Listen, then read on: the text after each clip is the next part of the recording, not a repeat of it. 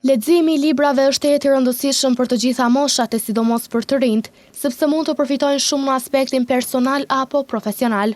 Tomor Pozhegu, pronari i librarisë Tomori, tha se ka të rinj lexues në Gjakov, mirë po diçka e veçantë është se nga perceptimet që merren nëpër rrjetet sociale për librat që ekspozohen në botë, është filluar që në Gjakov të lexohet edhe në gjuhën angleze.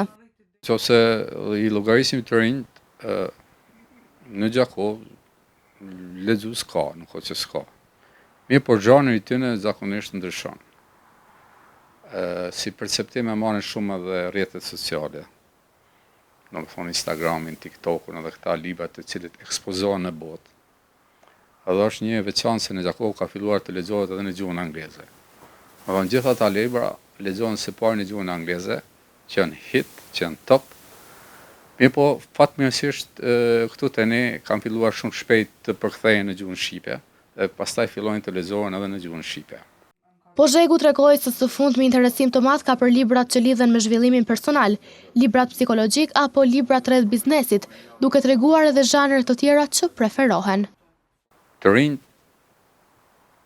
ndoshta i kanë të dy lloje të librave, do të thonë janë librat e obligueshëm ose detyrueshëm të cilët duhet të lexojnë si lektyra obligative, mirë po është edhe leximi i lirë.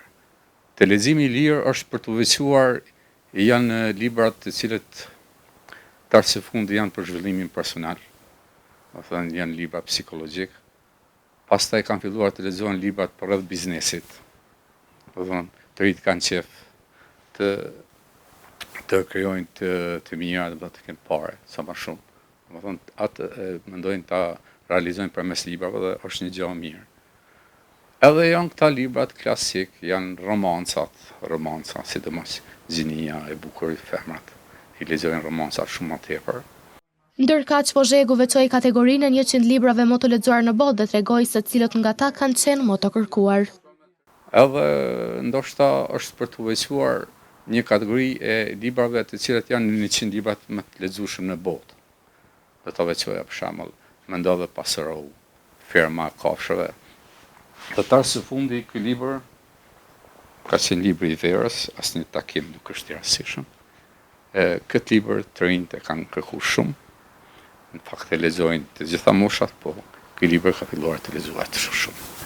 Në fund Pozhegu apeloi te të rinjt që të largohen nga telefoni e të kthehen nga leximi i librave, sepse ai që lexon i jeton mirë jetë, ndërsa ai që nuk lexon e jeton veç një jetë.